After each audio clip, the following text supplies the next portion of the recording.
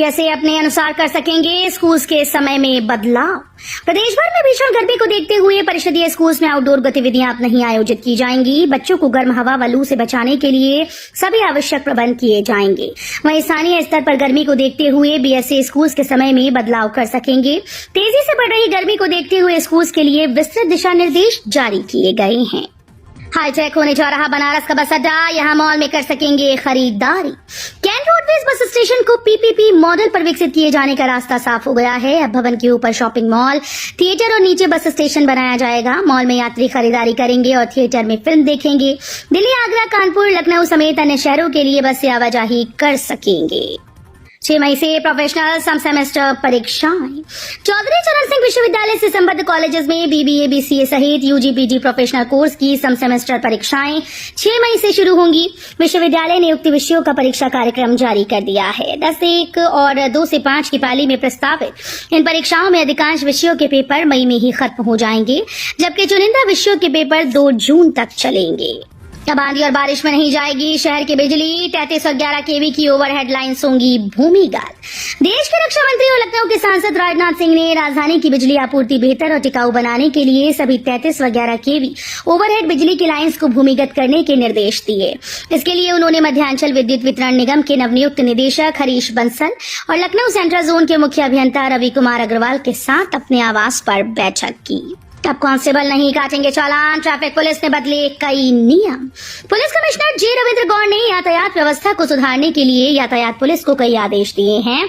अब यातायात नियमों का उल्लंघन करने पर कांस्टेबल चालान नहीं काटेंगे। चालान सिर्फ ट्रैफिक इंस्पेक्टर या कांस्टेबल ही काट पाएंगे।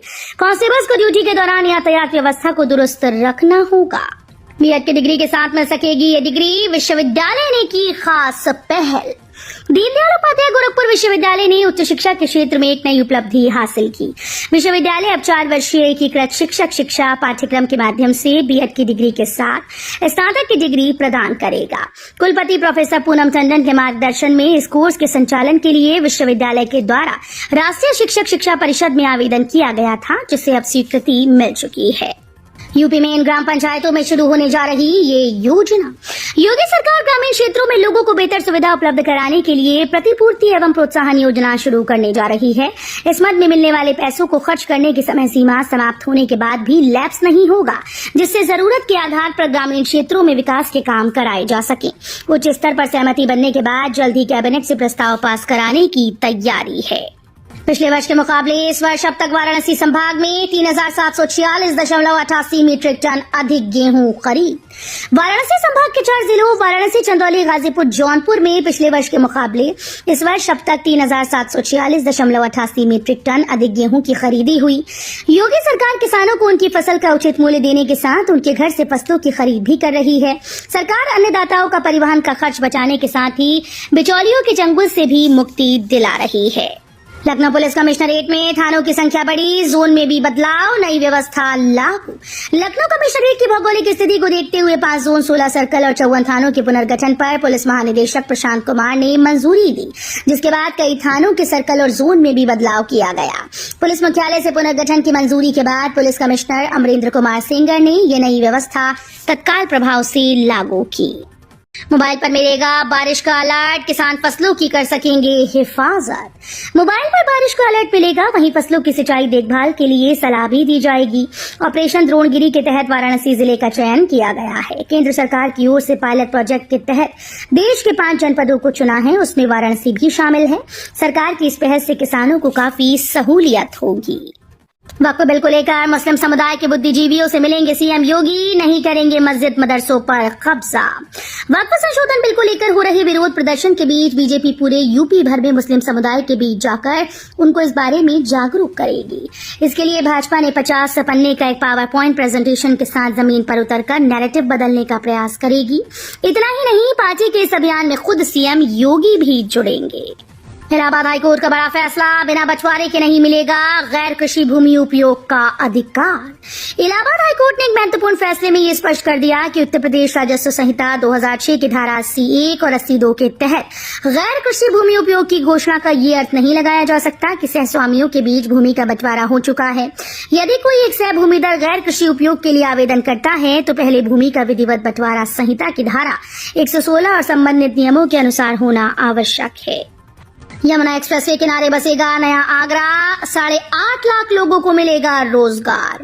यमुना एक्सप्रेसवे के दोनों ओर किनारों पर बसाए जाने वाले न्यू आगरा अर्बन सेंटर का जोनल प्लान तैयार कर लिया गया। नए शहर में सबसे पहले औद्योगिक क्षेत्र विकसित किया जाएगा। खासतौर पर ताजमहल की सुंदरता बरकरार रखने के लिए यहाँ पर्यावरण के अनुकूल कंपनी और फैक्ट्रीज स्थापित करने की अनुमति दी जाएगी। फुले की रिलीज टलने से यूपी में गरमाई सियासत, लखनऊ में आपने सरकार के खिलाफ किया प्रदर्शन। महात्मा ज्योतिबा फुले और माता सावित्रीबाई फुले की जीवनी पर आधारित फिल्म पर सेंसर बोर्ड की ओर से रोक लगाने के बाद से यूपी में सियासी पारा चढ़ गया। सोमवार को आम आदमी पार्टी ने प्रदेश के सभी जिला मुख्यालय पर फुले फिल्म के रिलीज पर लगाई गई रोक के विरोध में केंद्र सरकार के खिलाफ धरना प्रदर्शन किया।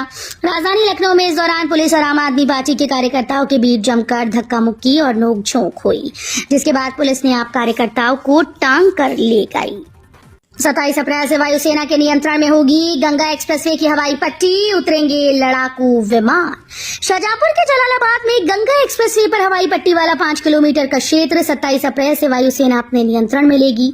वहां 2 व 3 मई को लड़ाकू विमान उतारने का पूर्वाभ्यास किया जाना है। सोमवार को दोबारा बरेली से आए एयरफोर्स के area commanding officer M Gangola ने अधिकारियों के साथ निरीक्षण किया। उन्होंने बैरिकेडिंग सहित अन्य सभी कार्य 26 अप्रैल तक पूरा करा लेने के निर्देश दिए। मुरादाबाद को प्रधानमंत्री एक्सीलेंस अवार्ड, सुगम्य पुस्तकालय को देश भर में पहला स्थान। लोक सेवा दिवस पर प्रधानमंत्री नरेंद्र मोदी ने जिलाधिकारी अनुज सिंह को सुगम्य पुस्तकालय की स्थापना के लिए प्रधानमंत्री एक्सीलेंस अवार्ड से सम्मानित किया। ये सम्मान नई दिल्ली स्थित विज्ञान भवन में आयोजित समारोह में प्रदान किया गया। देश भर से आए 1588 नामांकनों में से केवल 16 पहलों का चयन इस प्रतिष्ठित पुरस्कार के लिए किया गया है। जल्द आने वाला है यूपी बोर्ड का रिजल्ट, इंतजार होगा खत्म। यूपी बोर्ड कक्षा 10वीं और 12वीं के परिणाम का इंतजार 54 लाख से अधिक छात्रों को है। सोशल मीडिया पर वायरल खबरों के कारण छात्रों और अभिभावकों में परिणाम जारी होने की तिथि को लेकर भ्रम की स्थिति बनी है। हालांकि बोर्ड ने इस भ्रम को समाप्त करते हुए परिणाम जारी करने की संभावित तिथि बताई है। बड़े एक्शन की तैयारी में बिजली विभाग, उखाड़े जाएंगे इन लोगों के घरों के मीटर। बकायेदारों के विरुद्ध शासन ने भी कार्रवाई की तैयारी कर ली है। प्रबंध निदेशक दक्षिणांचल विद्युत वितरण निगम लिमिटेड कार्यालय के द्वारा 20,000 रुपए से ऊपर के बकायेदारों के मीटर उखाड़ने के निर्देश दिए हैं। स्थानीय स्तर पर कार्रवाई के लिए टीम का गठन किया जा रहा है। बिजली का उपभोग करने के बाद धनराशि भुगतान करने में उपभोक्ता रुचि नहीं ले रहे। 1 लाख से ज्यादा उपभोक्ता ऐसे हैं जिन पर 50,000 रुपए या फिर इससे ज्यादा की राशि बकाया है। अयोध्या में राम भक्तों के लिए खास तोहफा, राम मंदिर में अब महर्षि अगस्त्य के भी होंगे दर्शन।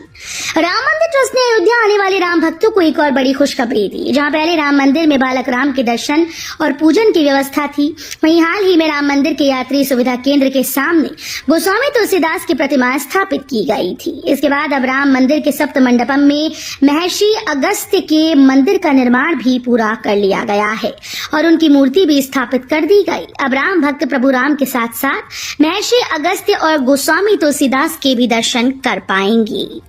यूपी के जिले में बिजली मीटर का लगा ढेर, खूब मिल रही शिकायतें। बिजली विभाग के मीटर कार्यालय में अव्यवस्थाएं हावी हैं। कार्यालय परिसर में खराब मीटरों का कबाड़ लगा हुआ है। इससे कार्यालय में आने जाने वाले अधिकारी व कर्मचारियों को भी परेशानी होती है, जबकि नियमता मीटर के परीक्षण के बाद कबाड़ को बिजली विभाग के स्टोर में भेज देना चाहिए। विभागीय अधिकारी टेंडर प्रक्रिया न होने के चलते कबाड़ लगा होने की बात कह रहे हैं। लखनऊ के इको गार्डन में माध्यमिक शिक्षकों का धरना, कड़ी धूप में भी हजारों की भीड़। उत्तर प्रदेश माध्यमिक शिक्षक संघ के नेतृत्व में हजारों शिक्षक सेवा सुरक्षा की बहाली को लेकर इको लखनऊ के गार्डन में धरना शुरू कर दिया। तेज धूप और गर्मी में हजारों शिक्षक लंबित मांगों को लेकर उत्साहित हैं। यहां से शिक्षक पैदल विधान भवन के लिए कूच करेंगे। संगठन के प्रदेश अध्यक्ष सोहनलाल वर्मा ने संबोधित करते हुए कहा कि सरकार शिक्षकों की लंबित मांगों का निस्तारण करे। अखिलेश यादव का बड़ा दावा, प्रयागराज पुलिस में बीडीए वर्ग को सिर्फ 25% प्रतिनिधित्व, बताया अनुपातिक अन्याय। प्रयागराज पुलिस की पोस्टिंग को लेकर सोशल मीडिया प्लेटफॉर्म एक्स पर एक ग्राफ साझा करते हुए दावा किया गया कि पिछड़े दलित और अल्पसंख्यक यानी पीडीए वर्ग को नियुक्तियों में न्याय नहीं मिल रहा। उन्होंने इसे आनुपातिक अन्याय करार दिया। अखिलेश यादव का दावा है कि प्रयागराज में की गई कुल 44 पुलिस पोस्टिंग में से केवल 11 अधिकारी पीडीए वर्ग से हैं, जबकि 14 पदों पर सिंह उपनाम वाले और 19 अन्य सामान्य वर्ग से हैं। सुनील बंसल बोले, बार बार चुनाव देश की प्रगति में है स्पीड ब्रेकर। बार बार चुनाव देश के विकास में बाधा है। अब चुनावी प्रक्रिया में बदलाव की आवश्यकता है। बीते 30 वर्षों में एक भी साल ऐसा नहीं रहा जिसमें चुनाव न हुआ हो। बार बार चुनाव देश के विकास में स्पीड ब्रेकर है। ये बातें सोमवार को भाजपा के राष्ट्रीय महामंत्री सुनील बंसल ने छत्रपति शाहू जी महाराज विश्वविद्यालय में आयोजित संगोष्ठी एक राष्ट्र एक चुनाव को संबोधित करते हुए कही। अब क्रॉस एफआईआर दर्ज कराना नहीं होगा आसान, जांच के बाद ही पुलिस करेगी कार्रवाई। पुलिस कमिश्नरेट में कानून व्यवस्था को और अधिक पारदर्शी निष्पक्ष बनाने के लिए पुलिस आयुक्त जे रविंद्र गौड़ ने एक अहम आदेश जारी किया है।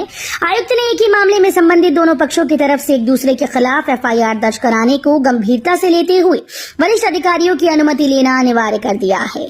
आयुक्त का कहना है कि ये कदम इसलिए उठाया गया ताकि झगड़े या विवादों की आड़ में मनमानी एफआईआर दर्ज न हो और मामला निष्पक्ष रूप से जांच के दायरे में आए।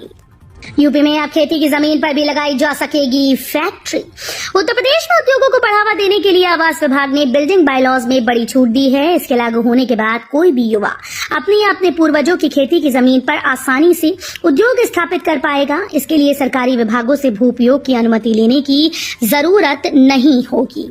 शासन की ओर से तैयार कराए गए नए बिल्डिंग बायलॉज में इससे जुड़ी तमाम शर्तों में ढील दी गई है।